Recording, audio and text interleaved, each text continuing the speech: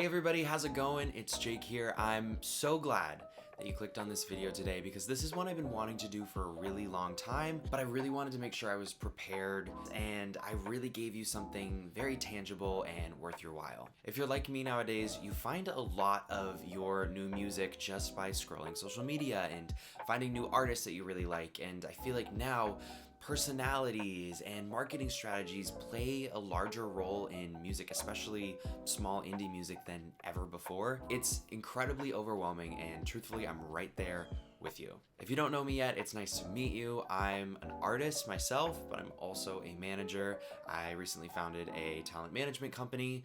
We work with a few clients, some really incredible artists, songwriters, producers, composers. I truly feel so grateful to work with such an amazing group of people every single day. But you learn a lot from each other, and I think my entire perception of how we define success, especially as young artists and anyone in the music industry nowadays, is so different and is ever changing day by day. So I really wanted to make a new, fresh, updated video kind of about how I, with my own music, but also when I'm advising other artists, how we kind of roll out a new song or an album or a project and really kind of build a brand around an individual artist, because that matters so much now. With accessibility of all of these platforms, you know, TikTok, and how versatile Spotify is becoming, there is so much to do and there's so much pressure. Step back from everything, and I really kind of thought about the most successful things that I have done in terms of releasing a project, things that I definitely wanted to learn from and that maybe I didn't do so well, and I compiled them all here for you today, and I'm gonna roll through 5 kind of easy steps for you to remember, so the next time that you're releasing something, whether you're an artist or a manager or whatever role you have in music or anything alike, or if you're just interested in this topic, I really wanted to make sure that I wasn't just creating another video that you'll sit through and then walk away and feel like you didn't really learn anything new from. I'm gonna give you absolutely tangible things to do, and hopefully you can write a list as you're watching this, or just put some thoughts in the back of your mind too. These are my 5 steps to how I define success as a young artist nowadays. First thing is produce. Hang on with me here. Of course, you're probably already like, duh, like, yes, that's what I have to do. But stepping back again, I really want you to think about your sound and what the message you're creating is. You know, you can be playful and you can try different things. That's something I've really adopted lately, is trying different sounds and, you know, kind of inching towards a different genre. But think about what that overarching umbrella is. For me lately, it's kind of just been the absolute transparency and vulnerability of your early 20s. That's my sort of umbrella right now. For you, it can be absolutely anything else. It can be a sound, a certain instrument, metaphor that repeats, whatever you want it to be. There's something beautiful about consistency, and I think if people are listening really closely, they'll be able to pick up on that, and people have an appreciation for that too. Now, obviously, you also have to find a distributor. You may already be a couple steps ahead and you've got some under your belt. I know CD Baby, TuneCore, which is what I use, all are really great options. I would just really make sure that you look into it. I'm still happy with TuneCore, I'm still using it, but I know there are other options now that might have better deals for an artist, and I do kind of wish I would have researched it a little bit more just to know what else is out there. With TuneCore, you pay about $10 for every single single, and I think it's like a $30 to $50, something around then, for an album, which isn't truly bad, and if you push it and market it enough, like, it is fairly easy to make up that cost, but then you also keep 100% of the royalties, which isn't a lot always, unless you're doing incredibly well. So it's probably not going to pertain to anyone watching this video, but we can save that for another day. Now, because I'm also corny, I also think you should really write out your goals. I am somebody who really believes strongly in manifestation and goal setting. So write your list of goals, whether that be on like a timeline, say you're releasing a project in July, like, are you starting in March your rollout? And kind of just list things by date and set those goals of like, I'm gonna have a video done by this day, the pre-save's gonna launch this day. It makes everything feel so much more tangible. I highly recommend it because it's so easy to get so overwhelmed, especially when you get to a release day.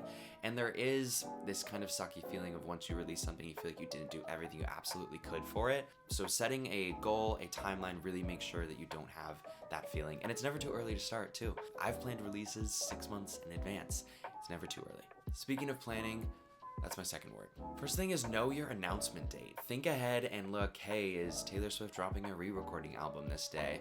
Probably won't want to do it that day. Not that I have any competition with Taylor Swift. I wouldn't even consider that thought. That's ridiculous. But it is important to know that if you have similar listeners, or you know your listeners are gonna listen to that whole Taylor Swift album on repeat, they might not get to your new stuff for a while until it shows up on some algorithmic playlist or whatever. It's really important you take that into consideration. On whatever algorithm or whatever people are finding their music on, your stuff will be there towards the top, and there's not something that will directly compete. So think about the artists that you're similar to, and just make sure that there's an opportunity for you on that release day. I've been testing Wednesday release days lately too, so I'll get back to you on how I feel about that too, because I know we always do Friday, but there is some sort of strategy with Wednesdays now too. You should also plan what the strong visual is for your project. Whether that be a music video, find that aesthetic that you're really looking for. For the most recent one I did, it was kind of a Valentine's Day undertone with a sort of like darker kind of energy. It was really inspired by New York City, and we really took on this kind of cute, nice guy, but like kind of a little bit more darker. We used kind of blurrier images, and the way we branded that I think was one of my favorite things I've done, because it really hit the essence of a song of being playful while also being sad. Play around. There's color palette generators online. Figure out what really resonates with your song, because if you are going to push that everywhere, make sure you're using that consistent color palette. It sounds so ridiculous, but the more people see those colors, the more they're going to associate with that song. I'm not the best with psychology and how we remember things, but I feel like it has an influence in the way that we kind of associate and listen to music. We're very visual people. Anytime that we can add a visual, whether it be a color or a whole music video, it always helps a song. The biggest one that probably always feels like the largest lift is just having your touch points in place. By that I mean, you know, your website. Is that updated? We've heard that so many times, but it's really true, or just finding what that one universal touch point is. If you're pushing out a link to a new project to everybody, it's going to be really overwhelming if there's a bunch of different links and listen here and wherever.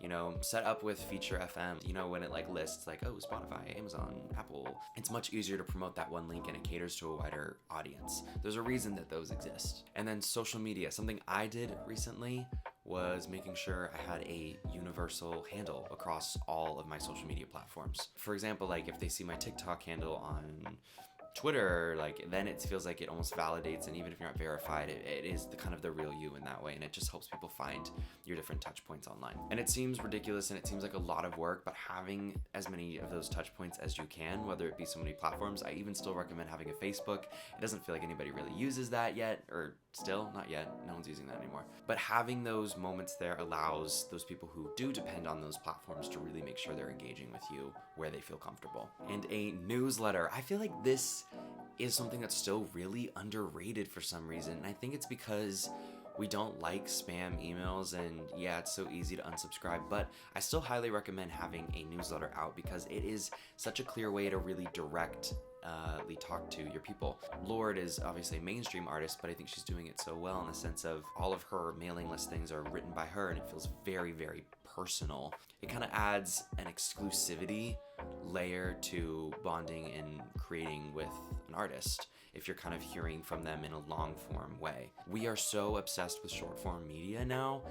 I almost feel like long form is going to come back again, because we're starting to crave engaging with people beyond what they're giving us. So it's definitely something to try out, and this is something that you should really start early. You know, start collecting those emails. It's super easy. I use MailChimp for everything. There's a MailChimp integration. You can just put it on your website. You don't even have to upload the contacts. There's a way to streamline everything. I highly recommend building out a newsletter. You're also going to want to write your press list and who you're really going to connect with.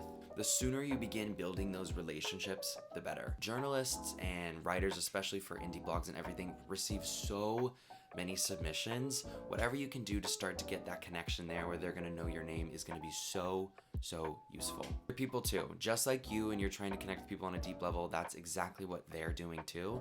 So make it more than just an email relationship, you know, follow them on social media, learn a little bit about them. This also relates to building your electronic press kit now. That's a really overwhelming thing, and I was terrified to do it for so long, but it actually wasn't as hard as I thought it was gonna be. For a while I was just using a literal Google Drive folder, and in that folder were press images and the press release, and if I was doing an early listen to a song, that's where that would all be hosted, and additional links. There was like a random document with, you know, all of your social media handles, and this is the link that we want you to push when whatever piece goes out. Including that there is going to make the journalist's job so easy. If you think about it, like, we all just want our jobs to be easier in a way. So when you think about how to really relate and how to get somebody to write about your work, think about what's going to make their job easier and then just do that extra step for them, and it's going to go a very long way. You can also do this on a website landing page. I'll include my press kit in the description if you're interested, and I'll also put a ton of examples of everything in the description too if you want to see kind of what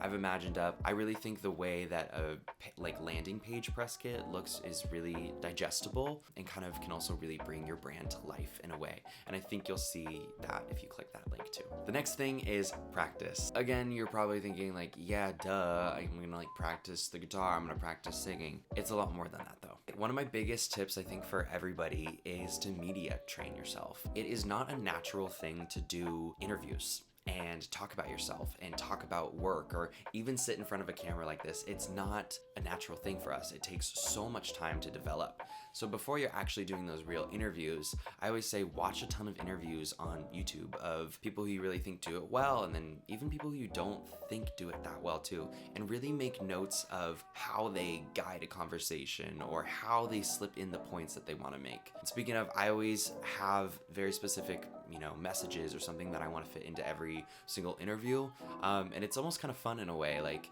with this last song I was promoting, it had a message of nice guys finish last and how I was always coined as a nice guy, and that was the message that I was always trying to get into every single interview. So having kind of that key point is kind of easier, but also learning how to tell a story succinctly, that's something that I need to work on a lot actually. That is such a skill that we will forever be developing. We all practice late night interviews in a mirror anyway, so just take it seriously.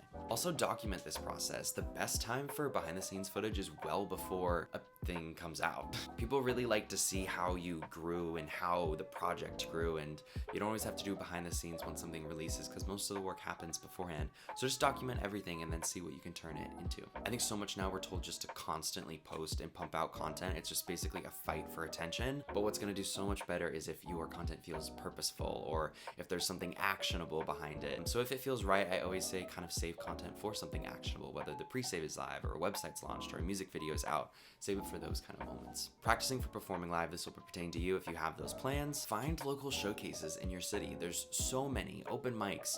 All of those things will really help build your stage presence and learn how to connect with an audience. I think at first I had this misconception of, well, I'm just gonna play for people who are gonna forget me immediately, but sometimes that isn't even the goal. It's actually to grow yourself as a performer, and it was astronomical the difference between, 4 open mic sets made. And focus on networking with your other performers too. I have made some amazing friends just by starting conversations, and you already have something to relate about performing at the showcase and young artistry. All of those things are great ways to connect with people and keep those relationships alive. Support them and they'll support you. It's a great way to really kind of find a spot within a sector of the industry. Again, I think we think so often that it's about the fans, and it always is, but it's a great opportunity to meet other artists and learn from them as well, because we're all just trying to figure out and pick up the bits and pieces. Someone's gonna learn something that you haven't yet, so create that relationship with them and you'll be both better off. And if you're playing shows, make sure you have a band's in town. That's super easy to set up. It's a really great way to connect with fans. I use the messaging piece all the time whenever I release something, and then also Songkick. That's where you're gonna list everything on Spotify, and it's so valuable because Spotify is so heavy in algorithms now. If you list your shows on Spotify and if somebody listens to your song, it's gonna suggest a show to them, and it's a really wonderful platform for just streamlining everything now. So make sure you do that. It's pretty easy. I'm sure you can find an article about it. Now, your pitch. When pitching to the media, include the why this song and why fans are gonna like this song specifically. It's a really simple formula. Don't over explain either. Again, our jobs are so much easier when we have less to read, so make it as succinct as possible. Also pitch with Spotify for Artists. It's a super easy way to do it now. My biggest tip for when you write the pitch to editors of Spotify is include those key buzzwords that they have in those playlists, like sad bops, singing in the shower, like car drives. Again, people want their jobs to be easier. So if you kind of give them those buzz kind of keywords, that's where they're gonna really kind of relate to it a little bit heavier. And I've heard that actually from multiple artists who've had success with that, so it's definitely something you should try out. Also, upload your Spotify canvas early. Again, there's something really great about having a visual along with a song now. You can do that once the song populates on your Spotify for artists. It's such a great way, especially as we're shuffling through music, it really catches people's eyes, but also through Instagram stories. If you think about how fast we all tap through Instagram stories now, if there's something moving behind that promotional piece, it'll just catch somebody's eye. Again, we're fighting for attention, so just find something that makes that canvas contrast the artwork or something interesting and moves in a way that really kind of reflects the branding of the song while also catching people's attention. Also, just personalization goes such a long way. We're so used to getting blanket emails now that are just standard templates. If you take the time to, send these emails one at a time and not do the BCC thing, you'll really find a way to just connect with somebody on a deeper level. They're not used to seeing hi, their name anymore. And so I think if you're willing to take that sort of time, it'll really make you stand out, to mention a specific article that they wrote that you really like, any way that you can become more personal and show somebody that you are a person and not an entity or a corporation or anything like that. That goes such a long way and it's really refreshing. Finally, promoting. Your first weekend is incredibly crucial in performance, and it really just depends how you feel about the song, but also kind of the initial performance is how a lot of people gauge, and we listen in a way that we think it needs other people's approval before we can like it. There's that sort of tipping point where, you have the first adopters and first listeners, and then once there's enough, then everybody wants to listen to it. A song has no streams at all, you're not gonna think it's good. That first initial weekend is really, really important. And then post across everything. You took the time to set all of these up. Do not be apologetic about it. Just push it out there as much as possible. Get as many eyes on it. That's through your bands in town. That is through your socials. That is sharing any press that you got and showing your appreciation for those people who published it and tagging them and really building your network and showing that this is a group thing to celebrate. Make sure you give credit to the producers, the editors, the photographers, all of those things. It's really important. Showing your appreciation will build the network, but also algorithmically having more people involved and tagged really helps boost a project too on social. At one point I was even doing on Snapchat, I would send every single person who had friended my artist account a personalized video saying, swipe up, you can listen to my song, like, hey Jenny, hey, oh my god, we haven't talked, how's it going, I did that sort of thing, and it took so much time, but I saw such a great result from that because it was such a powerful way to personalize. That's what I have for you today. I know it's a lot, and it's a lot to consider, and it's a lot to consume, and there is no right way to do something, and I'm so against giving a step-by-step sort of guide, and I guess that's kind of what I did here, but it was a little bit loose enough to really make sure that we're catering to people's right personality and what they want to convey with their art. It's such a tricky world we're navigating, and probably in a few months this video is going to be irrelevant, who knows. It's important you stay on top of these things, watch what other artists are doing, see what you like from them, and try DMing them. Every single time I've cold DM'd an artist to chat about strategy and marketing, they've always been open to it. So I think we just need to talk about it a little bit more and realize that there's no point in competition. It's really just about being co-artists in an insane industry. Thank you guys so much for watching. If you have any questions, you can absolutely ask them in the comments. I'll do my best. I'm also going to include a ton of links in the description, including my work. Make sure you check that out. And thank you again so much for watching. I will see you soon. Bye.